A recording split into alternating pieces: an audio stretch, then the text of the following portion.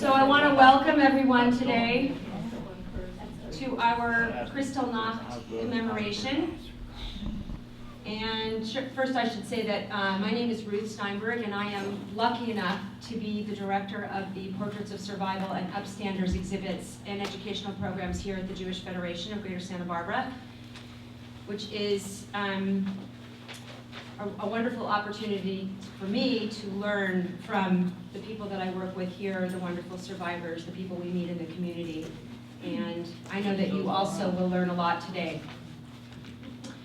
So you have a program in front of you which will tell you the flow of the program, but I wanted to make sure that everybody knew that what we're coming together to commemorate today. We come together today to commemorate a day which changed history forever 77 years ago. On the night of November 9th, 1938, a massive coordinated attack on Jews throughout the German Reich began, continuing into the next day. And this night is now known forever as Kristallnacht, which is from the German meaning, the night of broken glass. As you will hear from the testimonies today, synagogues were burned, Jewish businesses were destroyed in what was essentially the first public government-sponsored anti-Semitic act of violence, which many believe led to the events of the Holocaust itself. Today we will hear your voices, first-hand memories of those terrible days, through poems, letters to family members, and film clips created by students of the next generation committed to carrying these stories forward. And I just want to stop for a second and just make a special thank you to Dr. Janet Walker, who is here from UCSB, the chairperson of the Film and Media Studies Department, who's been working with the Portraits of Survival program with her wonderful students for many, many years now. And we will get to see the fruit of a lot of their labor today. We will also honor the cultural tradition of that time through the beauty of Yiddish folk music, which you'll hear live performed today. And finally, we will pay tribute to a truly amazing individual, Thomas Toynbee Blatt, a Holocaust survivor and a true humanitarian who passed away this week, who devoted his life to never forgetting. And we're honored that his daughter and ex-wife are here today with us.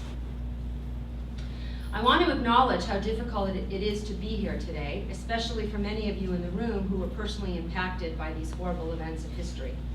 And yet, as difficult as it is, we also all agree how important it is to commit ourselves to remember this history and recount it for future generations. And I think it's good to be together as we do so. And so, on this beautiful, perfect fall day, as we embark on this difficult journey together, I'm reminded of a day in Auschwitz about 10 years ago when I was there, and I thought I would share it with you.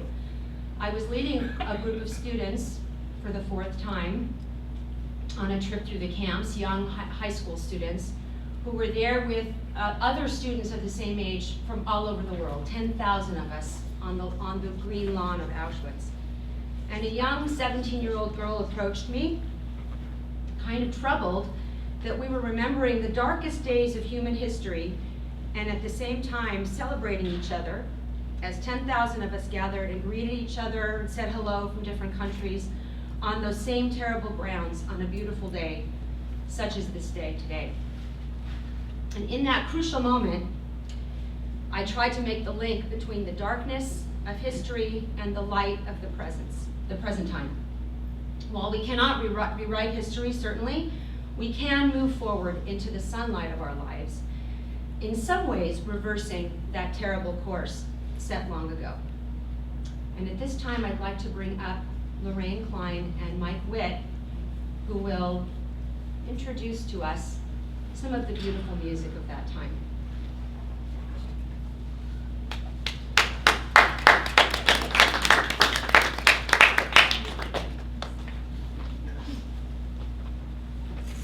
Hey, how did you before?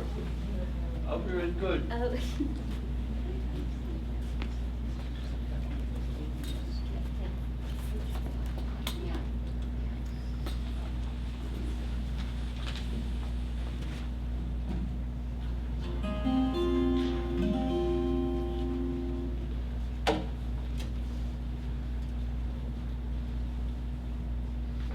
Hi, everyone. It's nice to be here and to be together during this difficult time, but happy time that we have survived. Yeah. Unser Städtel brennt. Es brennt, Brüderlach, es brennt. Our town is burning. Brothers, our town is burning is the first of my songs. And it was written in 1938 and was adapted as the Krakow Jewish underground resistance song. And it talks about the raging winds were fanning flames and everything around us is burning. Don't just stand there, brothers, do something. Don't just stand with folding hands. And then finally it's be strong, just put out the fire. Es brennt.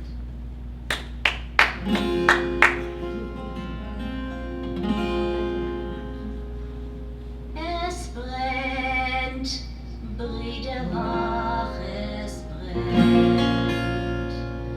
Bei unserem Städtel Nebach brennt.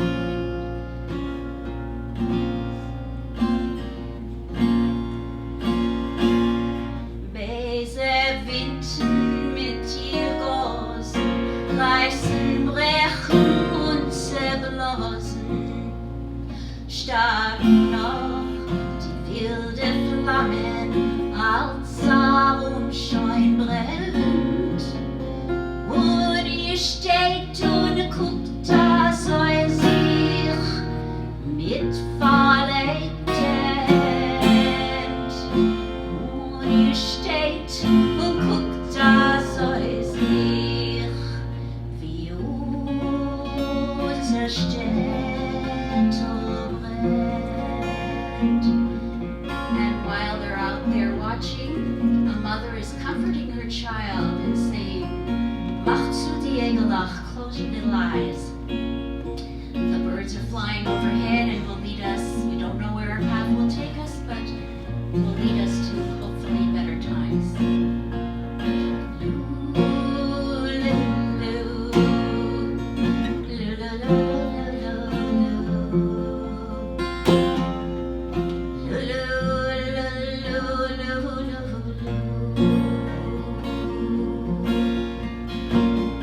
Macht zu die Jägerlach und kommen Fegelach und kreisen darum.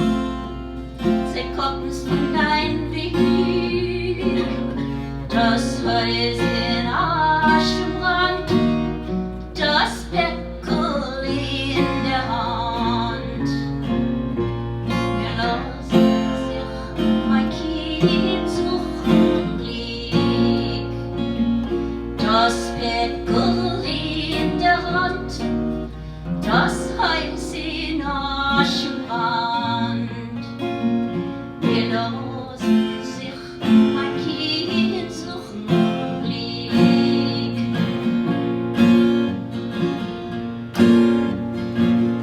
Die Welt hat Gott vermacht und nun mit ist Nacht.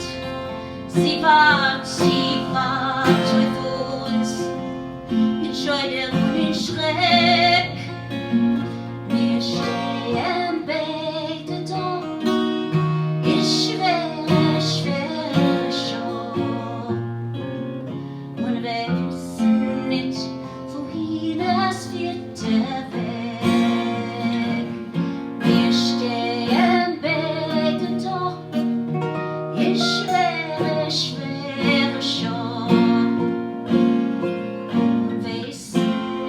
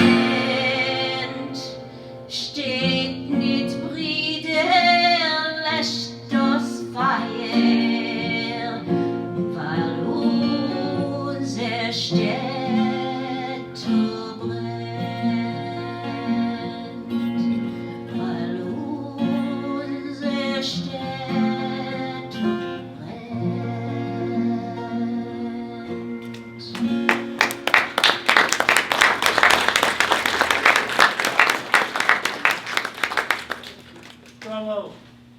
I'd like to now introduce Helga Carden, who is, I'd like to now introduce Helga Carden, a survivor of the Kinder Transport Program and a participant in our Portraits of Survival exhibit. Helga?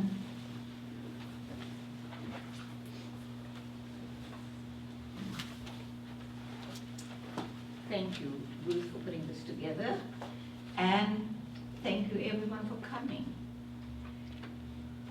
We're here to recall what happened on that infamous day, November 9, 1938, when Nazis really got going against the Jews.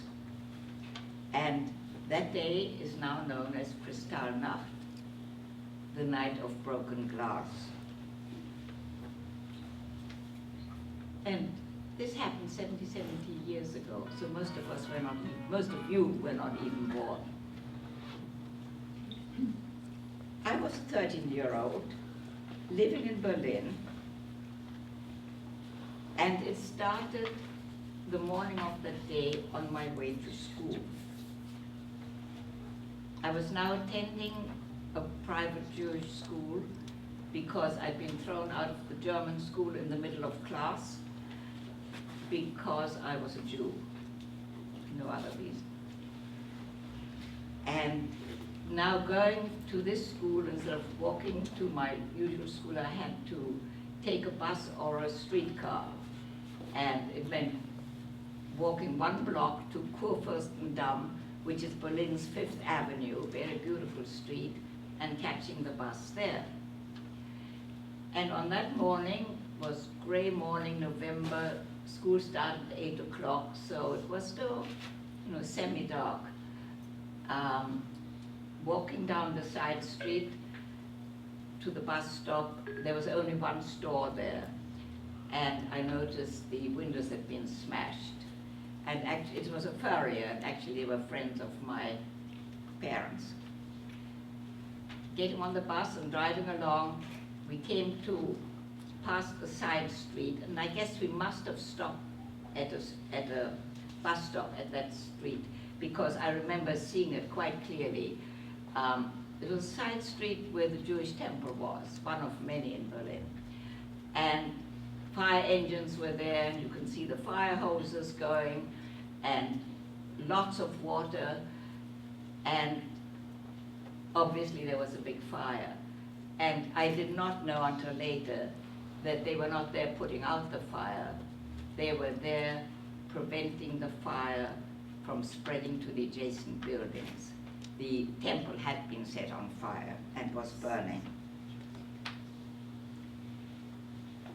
And when I got to school, and we had kids coming from all directions, because they'd all been thrown out of the German schools, it was obvious that something big was going on, and we were told that synagogues were burning all over town. And we were asked to leave school quietly in small groups and not to attract attentions. So that's what we did. I don't remember much about the rest of the day, but in the evening, early or late afternoon, I heard a commotion and went to my parents' bedroom and looked through the Venetian blinds.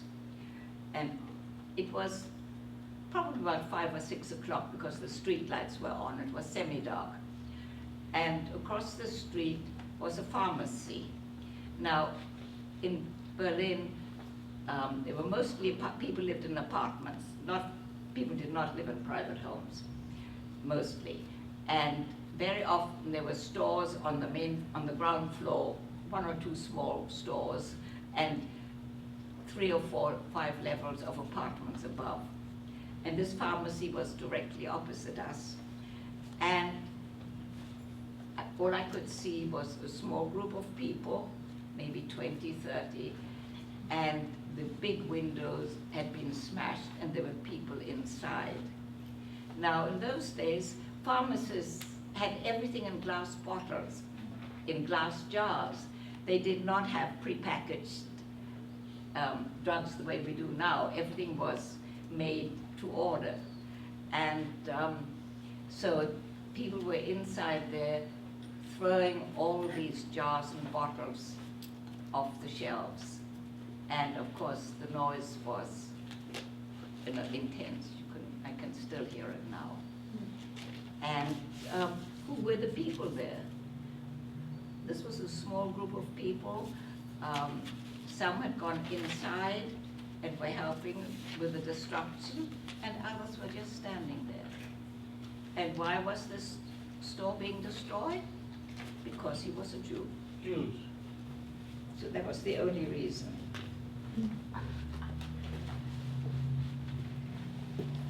And that was happening all over Berlin and also all over Germany.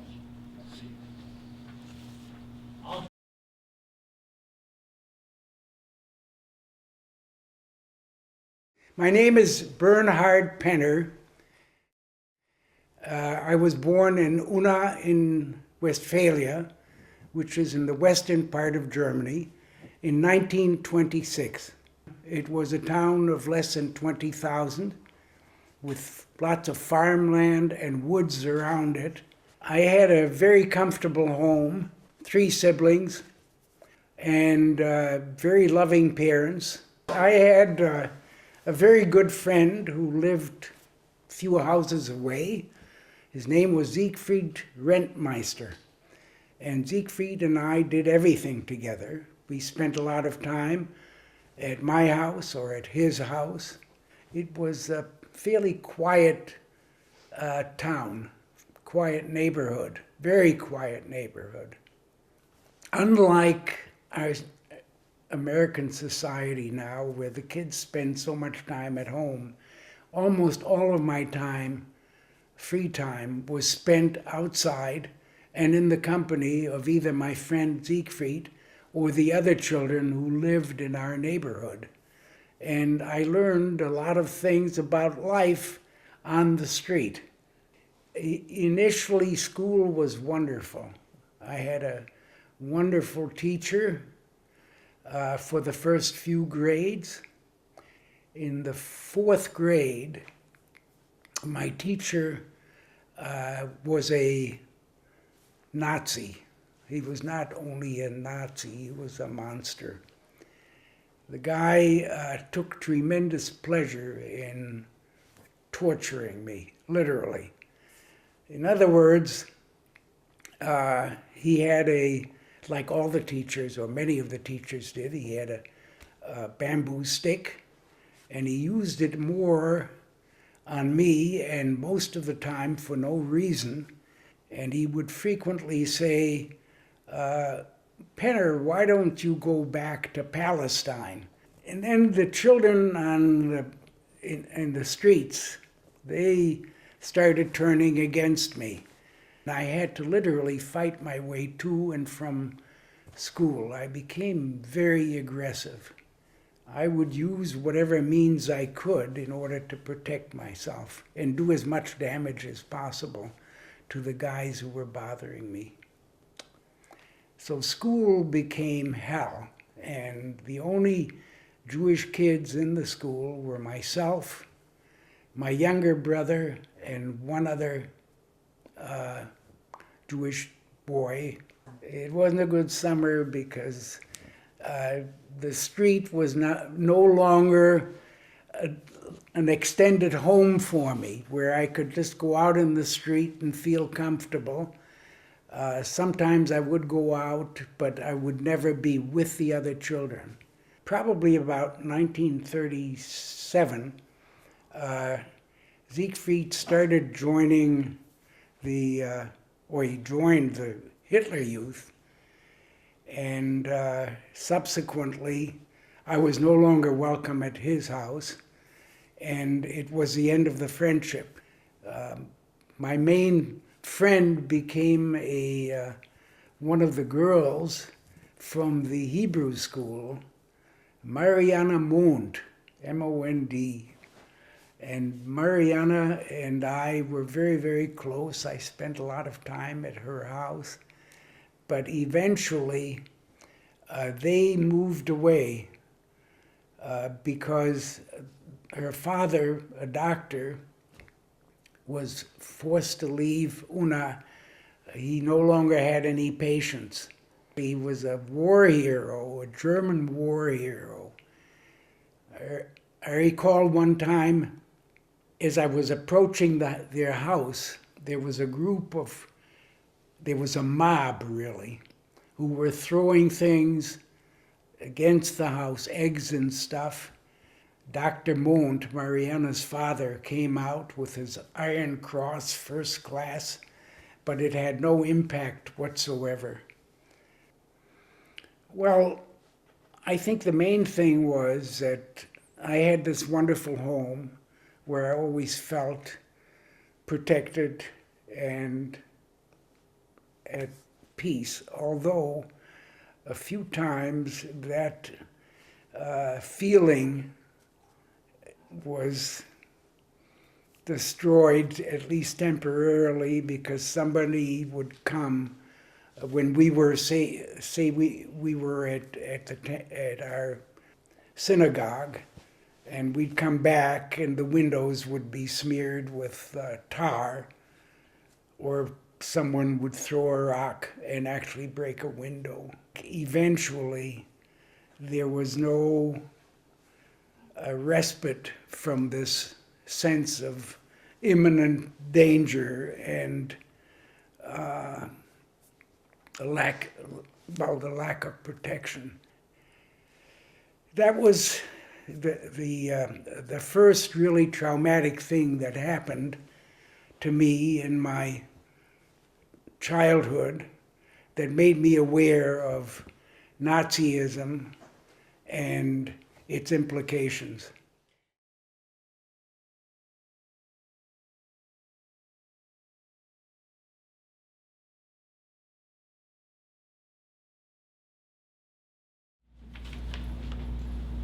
The night of Shoah, I can't remember what time it was when the signal came officially unleashing hell. In cities and towns, stones crashed into Jewish windows. Missiles of fury shattered them into a million shards.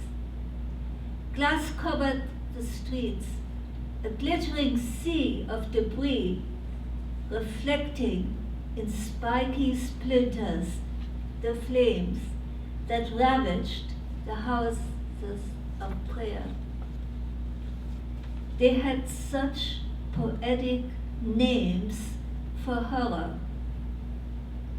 Angel of Death,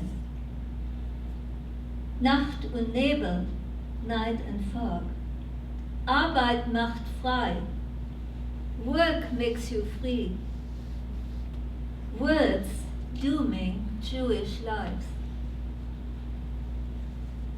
Yet seen from the distance in time, veiled in a murky mist, how unreal they were, with all their shouting, threats, and assaults, weird silhouettes fanning flames, strutting around the fires, caught in a slow-motion trance in rituals of destruction. The books were dying, like moribund birds on burning pyres, fluttering in the red flare of fiery pyramids. They reared up once more in protest, then shriveled to cinders. That night blurred into other nights when the knock on the door made the children cry. The voice said, "Go back to sleep," but Father was taken away.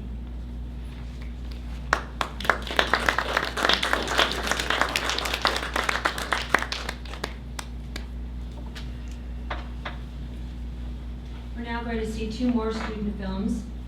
I hope that you will allow me to change the order slightly to accommodate Erica Kahn's schedule. We'll be seeing a short film by Angel Martinez, student filmmaker of Josie Martin, followed by the film noted later in the program, Kristallnacht, a student film by Danielle Cohen of Erica Kahn.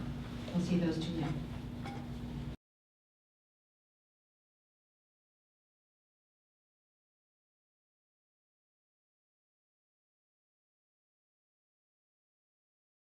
In 1935, a law was passed. There were laws that came out almost every other day to change our life, and this law was passed that all Jewish children had to go to a Jewish school. In 1938, in November 9th, when Kristallnacht happened and everything was destroyed, I was on my way to school that morning, and I passed through a mob of people, and the synagogue on Fasanenstraße at that time was burning. The people who were standing around were shouting, yelling, and screaming, "Throw them into the fire! Throw all these pigs into the fire!" And it was very scary to walk through there. There was no fire engine. There was no police that came to help to stop the people, and they were getting louder and louder. When I got to my school, which I thought was going to be a refuge, even that one was absolutely torn apart. All the sinks were out of the wall, the toilets were out, the books were being burnt in the yard, and all of that, everything was destroyed. There was no more school, and the principal, by the name of Paula Fürst, called the remaining children. We lit candles, and we danced the horror, and that way buried the school. And it was a very heavy moment for me. You can never forget it. There's no forgetting it. Or, yes, you deal with it. You make a new life. You say, all right, this was in the past. Life is very good for you now. But still in all, it's part of life. It's part of my heritage. And I feel very good to talk with people. I would like very much for them to know about it. And I would like them to also be thankful for the time that they have to create, to do, to work, to be, to learn, and to enjoy, and to love life. That's what I would like. I would like them to be aware of what goes on in their government, in their world, in the world around, and I want them to remember that not only 6 million of us were killed, but that genocide seems to be going on.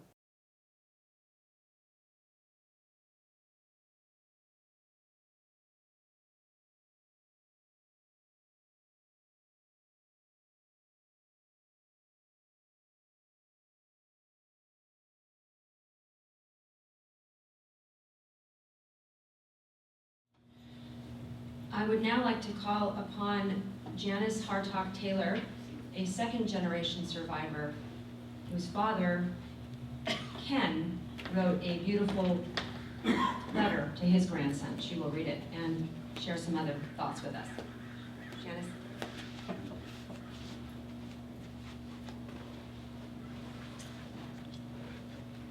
Thank you, Ruth, for asking me to speak, since my parents, Helen and Ken Hartog, aren't in town today.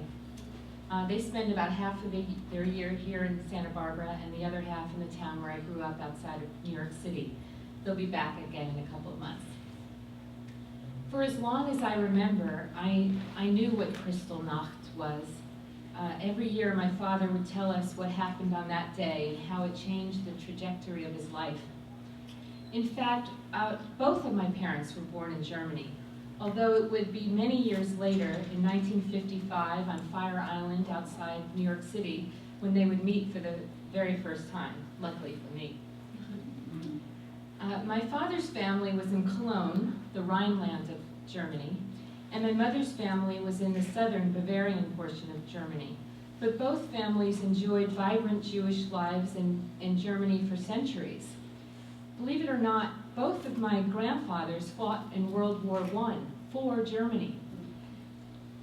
Later, well into the difficult 1930s and 1940s, both of these sets of grandparents tried to retain their optimism that this latest round of anti-Semitism would blow over, or not impact them too much, particularly because they were honored World War I veterans. But the anti-Semitism got worse and worse. The signs went up. First, Jews not wanted. Then, Jews forbidden. If Jews wanted to go to school, they would have to go to all Jewish schools. Little by little, even these two veterans started to realize this was different, very different. Maybe this wouldn't blow over after all. And then Kristallnacht, on the 8th of November, 1938, the day and the night that changed everything.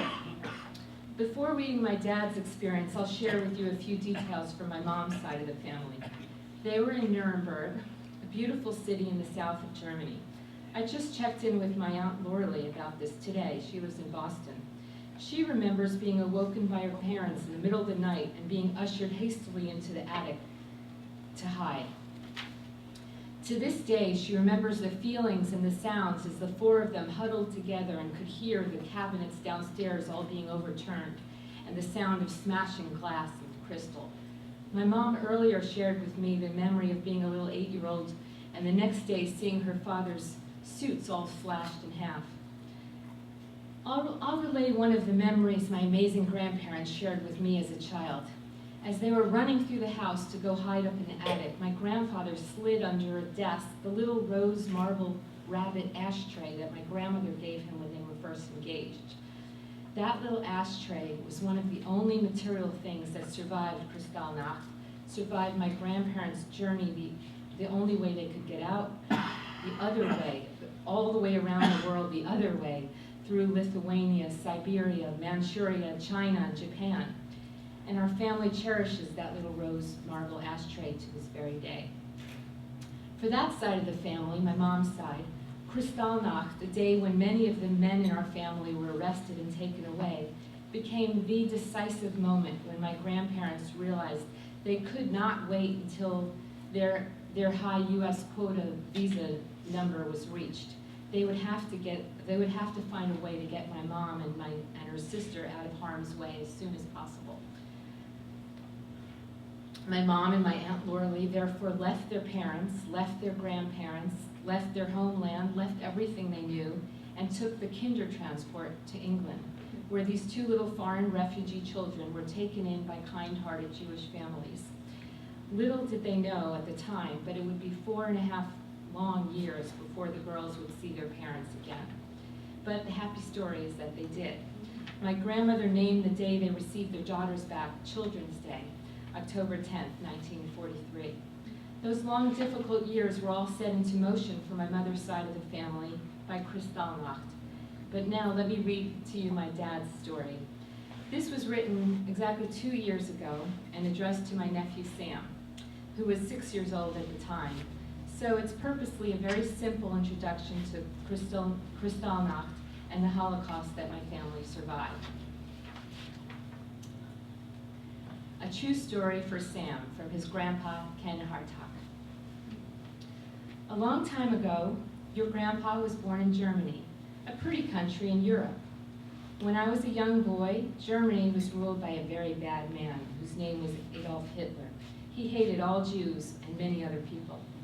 Exactly 75 years ago today, on November 9th, 1938, when I was 11 years old, this is what happened. We lived in the city of Cologne, and I walked to school as usual.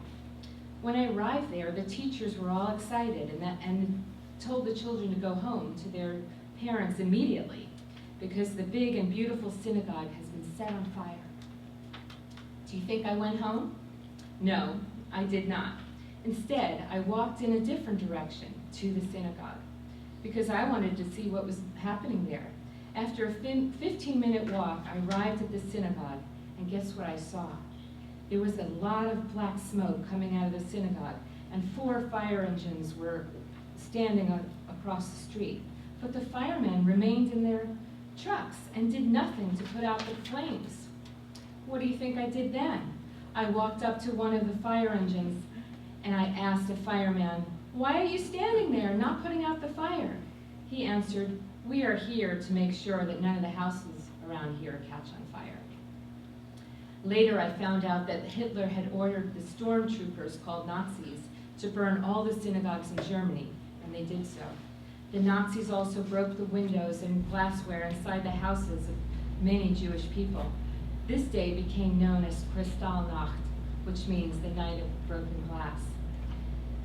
Then I walked to our apartment. My mom was worried about where I had been.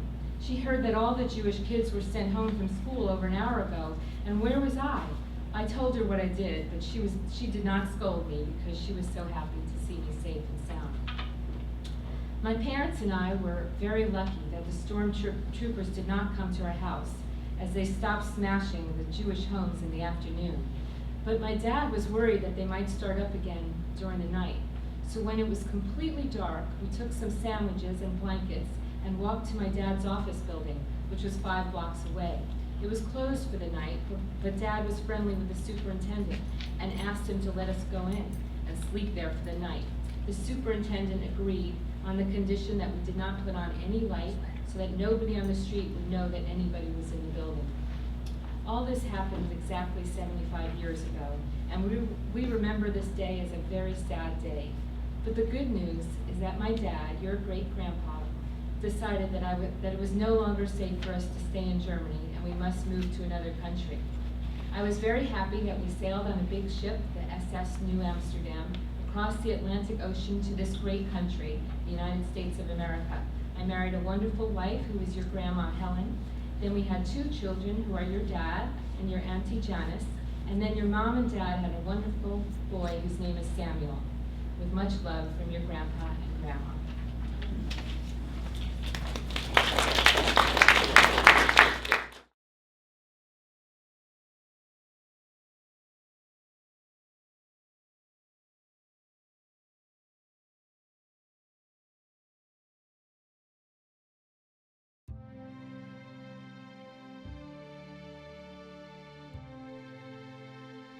My name is Stan OSTERN. I was born in 1935 in a small town in Poland called Stry. As I was only 4 years old when the war broke out, I have no memory of many of my family members. My grandparents were rounded up and didn't survive, went to a concentration camp called Belzec. And they told my mother and my uncle, "Go save yourself, we're too old." We were able to escape out of the ghetto because of my uncle's job. My uncle was on a cleanup squad. So he had access in and out of the ghetto, so we were able to escape. And we got into the bunker and we came in there and there were all these strange people. We didn't know anybody. Trying to get oriented and see what was going on, there were just a bunch of bunk beds with straw. And of course we had to sleep head to toe because the thing was built for 12 people and we had 35 people by the time it was all sealed up. The memory I have is hunger. And it's a terrible thing to be hungry all the time. We only had 1 meal a day. It was stocked with some canned foods and dried food, but there was never enough for 35 people. It was planned for 12. Starko, who hit us, was a baker, and unfortunately he was able to supply us with bread. The days went very slowly. There were no games to play. And of course there were squabbles, 35 people together in close quarters. We had to whisper because we couldn't make noise. Every time you heard noises, you were scared. And I was a scared kid when I came out of the bunker. The big thing was survival, and how we survived, I'm not sure. A lot of the people I understood later had cyanide pills. A cyanide pill, you just swallow that and it was instant death. Fear of being caught was just one of the great fears besides hunger. There were a lot of rats around. It became pretty tame. They used to crawl between our legs. If we saved any piece of bread, any crumbs, rats would find them somehow. Looking at one of these rats, and he looked pretty well fed. He was better fed than I was, and he was able to escape out of this bunker, out of this basically a hellhole, and see the sky. And I couldn't do that for 2 years.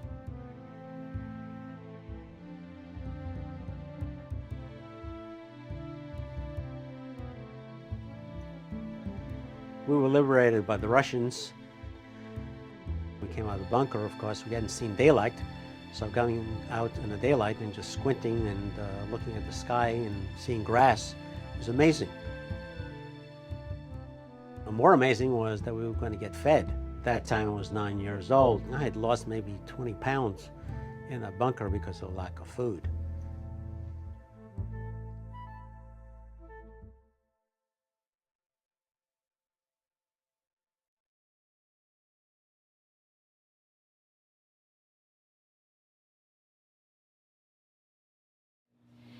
So at this point, I would like to invite Lorraine and Mike back up to the front. They're going to tell us a little bit about the song that they're going to sing as we light our memorial candles.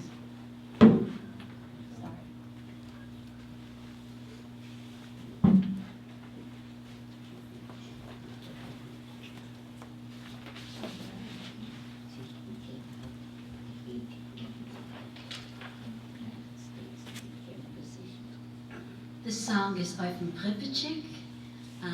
Many of you are familiar with it, and you're more than welcome to join in.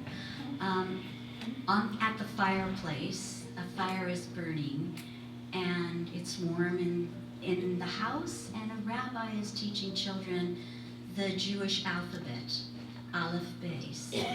And this was written by Mark Warshevsky, who wrote many, many songs, but this one was the most popular. It anticipates the Exodus and the mass migration to America, and is sung all over the world now. And before you start, as they begin singing,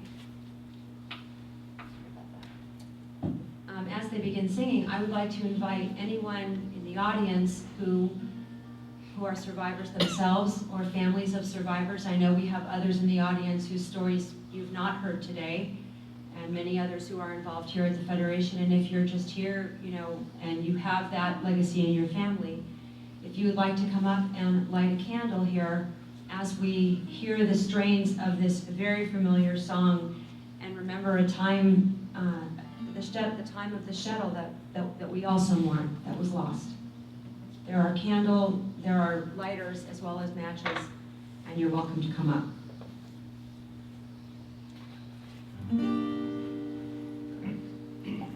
Come, it's Aleph,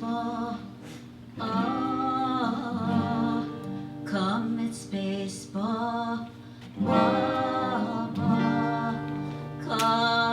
it's Gimel,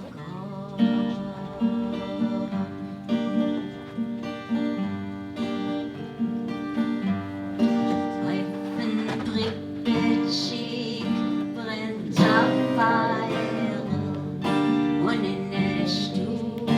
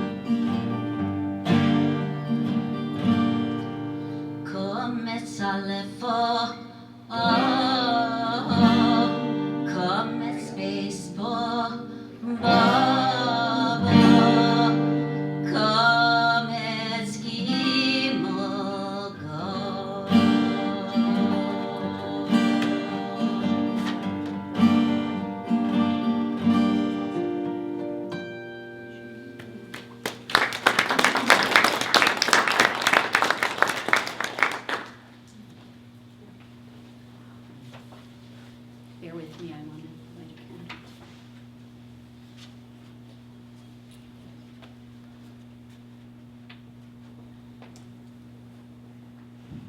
At this point in our program, I would like to pay a special tribute to an extraordinary man who passed away this week. We're very lucky that his daughter Rena and ex-wife Dina are here today. I know it's been a very difficult week, and we are very glad that you're joining us today. His name was Thomas Toyvie Blatt, and many of you knew him, saw him come here to the schmooze room for lunch and participate in our monthly survivors group. And I know that my life was enriched knowing him and the amazing contributions that he made to humanity, to the Jewish people, and to a sense of justice after what happened to him in Europe. He was a survivor of the Sobibor concentration camp, and in the famous film Escape from Sobibor, for which he wrote the manuscript that the film was based, he is portrayed actually in the film. The Sobibor concentration camp was a death camp exclusively, and it was one of the only, I think the only formalized revolt from a concentration camp in which very few survived, but an amazing attempt, and he was one of those few hundred who actually got out, and then after that many were hunted, and there was only a very precious few who survived, and he was one. I want to read just a few excerpts from an unbelievable eulogy which was given this past week at Congregation B'nai B'rith. This eulogy was written by Eli Rosenbaum, who I spoke with this week, who on his own a pretty amazing individual. He is part of the Department of Justice in Washington, D.C., and basically the foremost Nazi hunter in the country. That's his job, working for the DOJ, Department of Justice. He knew Tom for over 20 years, right, I believe, Rena, and really looked upon him as a personal hero. And I won't read the whole thing. It is available online, and I can also send it to you. It's really one of the most extraordinary things that I've ever read. The first thing I'm going to say about this eulogy is kind of odd. I'm actually going to tell you what I'm not going to read you, because if you're interested, I can send it to you. I think it's almost a little bit too tough to read publicly, and I don't want to do that to you. But if you're interested, read it.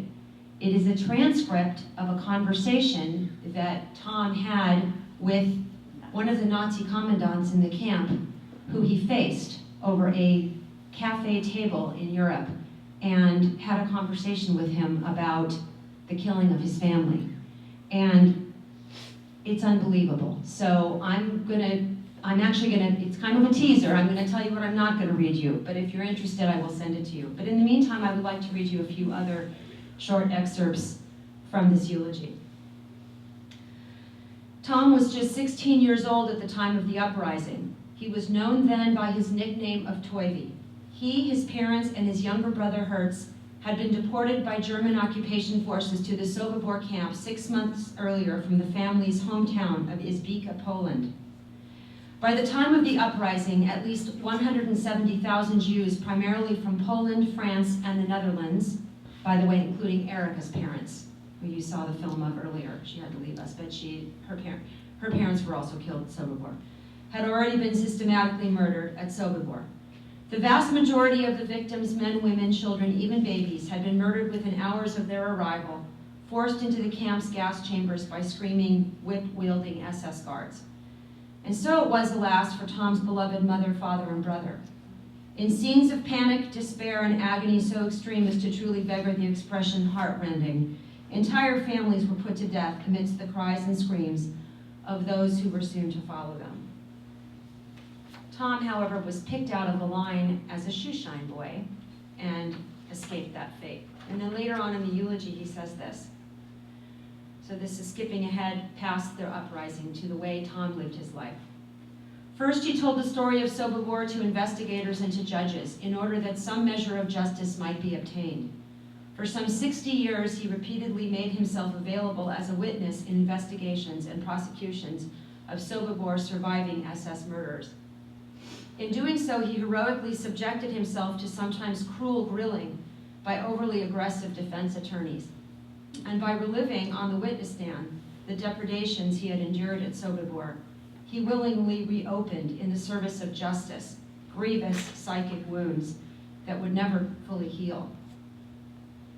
Tom's testimony in Germany helped convict some of Sobibor's worst perpetrators, among them former SS Oberscharführer Karl Frenzel.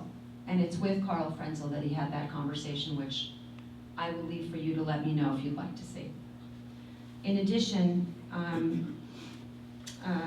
he also was involved in the trial of Ivan John Demjanjuk, and it was primarily because of Tom's testimony that Demjanjuk was basically found guilty of 28,000 counts of murder.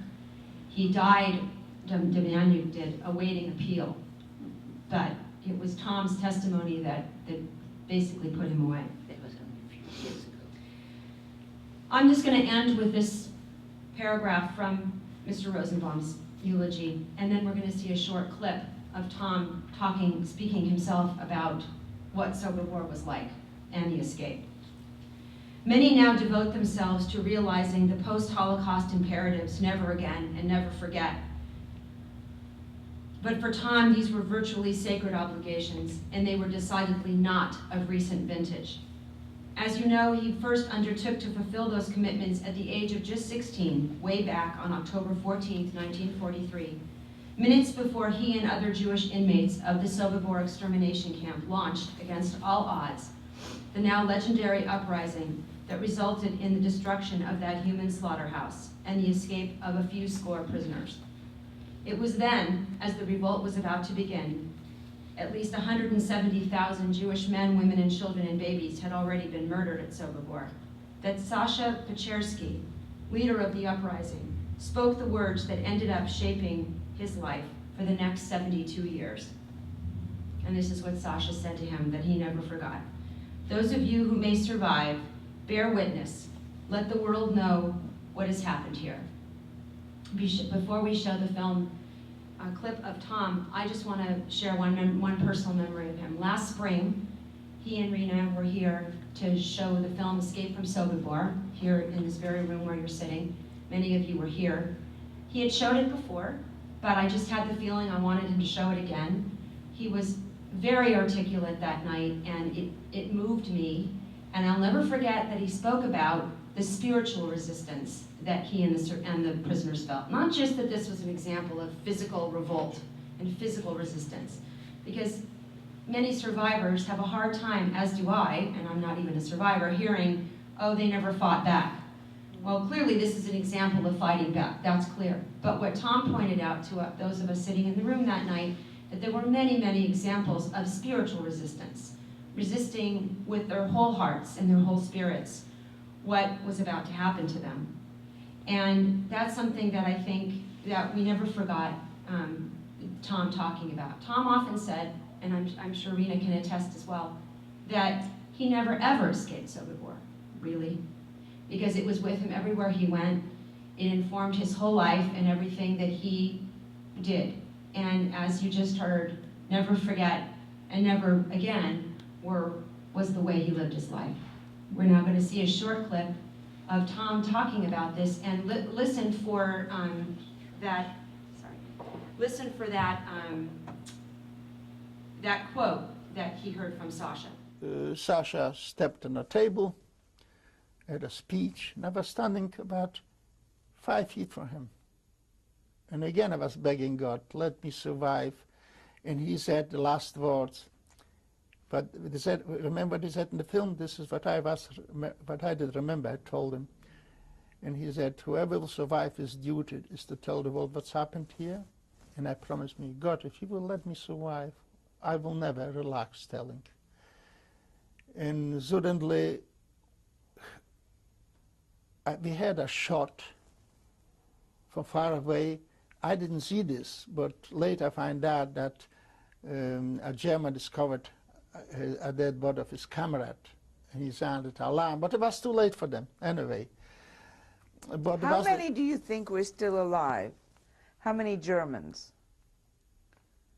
How many Germans? About 12 from Soviet. Okay. Anyway, so we realized something happened. So the plan was a little bit, didn't work at that point because we planned to march out. So we realized something wrong. So at that point he stopped and he stepped on the table and had the speech, Sasha. And suddenly somebody started to yell, hurrah! First a single voice. Some of the people wasn't able to stand it anymore attention because Sasha was still speaking. When he said, hurrah, and everybody picked it up, hurrah, hurrah. And we did run to the gate, I did run to the gate, and I remember a Nazi did come driving in with a bike. He was immediately thrown for the bike, killed, the weapon taken away. And I was running with the main group to the main gate, and I remember Frenzel shooting at us with a machine gun. I remember another Nazi with his back against the canteen. They have a canteen. I shot him with a pistol while he was backing up, and as he hear a friend fall here, there, I hear the whistle of the bullets. So I backed up and started to run back. And at that point, I don't remember what's happened, but the next thing I remember, I did find myself in a corridor. You see, there were 3 barbed wires running around Sobibor, and a minefield. The first 2 barbed wires were fairly close, but between the second and the third last barbed wire, there was a hallway, a guard for the Ukrainians with the dogs, for the guards. By that time, the Ukrainians did escape, being afraid. So I find myself, probably I went into the gate where the Ukrainian guards went in. I find myself in this hallway, and I realize, luckily I have 2 barbed wires behind me, barbed wire fences, only one front fence, but in the hand I had only a knife. I remember there was his inscription, Kusha Shel Paisa, probably was a rabbi's knife because I find it in the luggage. And what could I do with the knife? I stood in the front of the fence, barbed wire fence. Sasha was nearby, the leader of the world, with a pistol. He can do much either. And was Shloma with a rifle. I remember him shooting. And more people did come. And finally, a guy did come with an axe and start to cut a hole in the fences. And people start to go through the hole. But as more and more people did come in, and from the guards, the guards which were from the towers, the guards which were unable to reach, started to shot, and people weren't waiting in the line, they started to climb the fence. And while I was, at that time I thought, this is the worst thing could happen. At the time stuck, I will be sorry, because the moment I went through this hole, at that point, the fence onto the heavens of the bodies of the people climbing collapsed and pinned me down. Now I realized that this was my luck, because while laying under the fence, people stepping over me, I've seen bodies taken apart by the mines. And later, when everybody went through, I did try to climb out and wasn't able because the barbs that embedded in my cord. And luckily I had a leather cord because I picked it up from the storerooms and didn't go too deep. But I did slid out from this leather cord and left the cord onto the barbed wires, and I was running. And I was probably the last one. I did fall down a couple times, I remember. On the field, I thought I'm hit, but I did get up and run until I reached the forest. Always forget the supposed cause for the onset of that event. And there was a young man by the name of Herschel Greenspan who was kicked out of Poland, and he ended up with relatives in Germany, and subsequently, at the age of 17, he ended up in Paris, and also with a relative, but actually he kind of lived on the streets. He found out that his parents had been kicked out of Germany on the 28th of October of 1938, as were my parents. And they were sent to a border town between Germany and Poland by the name of Bonchen. And about, the figures are very murky, somewhere between 12 and 17,000 Polish Jews who were living in Germany. Most of them had been living there for many, many years, as had my parents. And all of them were sent to this border town, and the Germans didn't want them, so they kicked them into Poland, and the Polacks didn't want them, so they put them in into a miserable, unused former army camp. And they lived a terrible life there until many of them, including my parents, were permitted to go back to their roots, wherever they came from originally in Poland. And that was just a week or so before World War II started, which was September 1st of 1939. And anyway, getting back to Herschel Greenspan, he found out that his parents were in these terrible conditions, hungry, without adequate shelter in this little town. And he was so angry, he somehow managed to buy a gun, and he decided to go to the German embassy in Paris. When he got there, it turned out, even though he wanted to confront the ambassador, the German ambassador to France, as he walked in, the ambassador was going out for lunch, so he happened to be able to see the second in command, the fellow by the name of Count von Rath. And when he sat at the in front of the desk, in front of this fellow von Rath, he took his gun and he pumped a bunch of bullets into von Rath.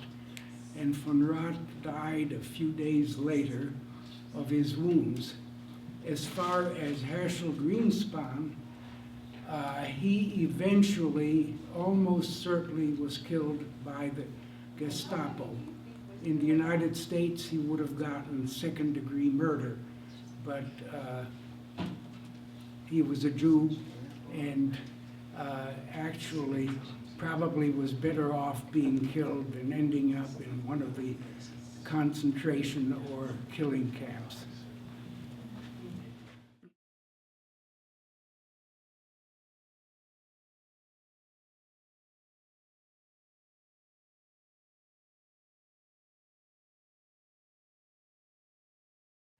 The war became more and more dangerous. The Germans started trooping through because they were being sent through the region on the way to Normandy, where it was understood that the Americans by then had joined the war effort and that there would be an invasion somewhere on the Atlantic coast. So more and more troops were coming through. There were horrible stories of lootings and killings and massacrings. One particular village not very far from ours was the famous village of Oradour, which was on one Saturday afternoon in June set on fire, and more than 670 people were massacred and burned. We could see the smoke from our village because it was such truly a Holocaust, and there were almost no Jews. There were no Jews. It was simply These Germans were coming through. They thought that there might be either gold hidden in that village and or some of the maquis, some of the underground. And so they marched in, they asked to find it. They lined up all the women into the church. They separated the men and the women. The children and the women were set into the church. The men were summarily shot and killed. It was a horrific event which came on top of many, many other such stories. The village of Ohaduo event, that was the largest massacre perpetrated by Germans on non-military people, on civilians, in the entire war in France. And in fact, you know, it was like the My Lai massacre is thought of.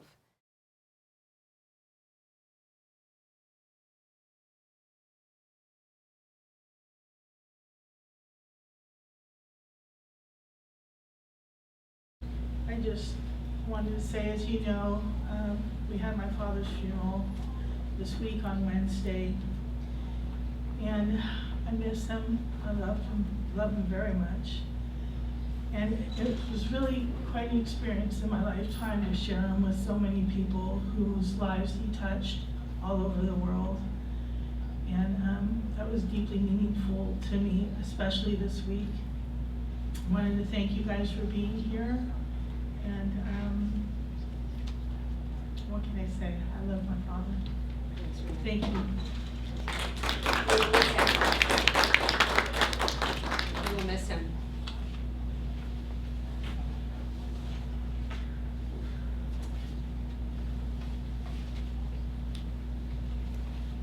We're going to end today's program on a triumphant note. It's a hard day, it's a hard journey. But if we think back to Erica's film when our technology was working, and she talked about living our lives joyfully and fully with everything that life has to offer on a beautiful day like today, with the friendship of each other and community. It's tough to move forward, but we make that commitment in her words, and we remember at the same time honoring the past.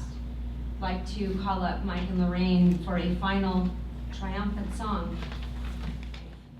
So before we move on to the song of triumph that Lorraine and Mike will share with us, I would like to ask if it's your custom to please stand. There is an insert in your program with the Mourner's Kaddish on it. If you'd like to join me, we can. You know, it's interesting. In traditional Judaism, you don't say the Kaddish. You don't even stand. You know, when I was a little girl, we didn't stand during the Kaddish as we do now in a lot of liberal synagogues, unless you're saying the Kaddish for a family member. Now, in many traditional circles, there's an exception made when we talk about the Shoah, the Holocaust, because there are so many for whom there was no one after to say the Kaddish. So if it's in keeping with your custom, please recite the Kaddish with me together. And the insert, the words look like this, transliterated on the left-hand side. Yitkadal v'yitkadash shemei rabbah, v'yamad yivrach yirutei v'yamlich malchutei, v'chayechon uvyomechon, uv'chayei d'chol beit Yisrael, v'agala uv'izman kariv v'imru amen. Yehi shmei rabbah mevarach li'olam u'la'omei almaya. Yitbarach v'yishtabach v'yitpa'ar v'yitramam v'yitnaseh. V'tadar, v'taleh, v'talal, shemei d'kudisha barichu. Le'ela min kol birchata v'shirata, tush b'chata v'nechamata, da'amiran v'yama v'imru amen.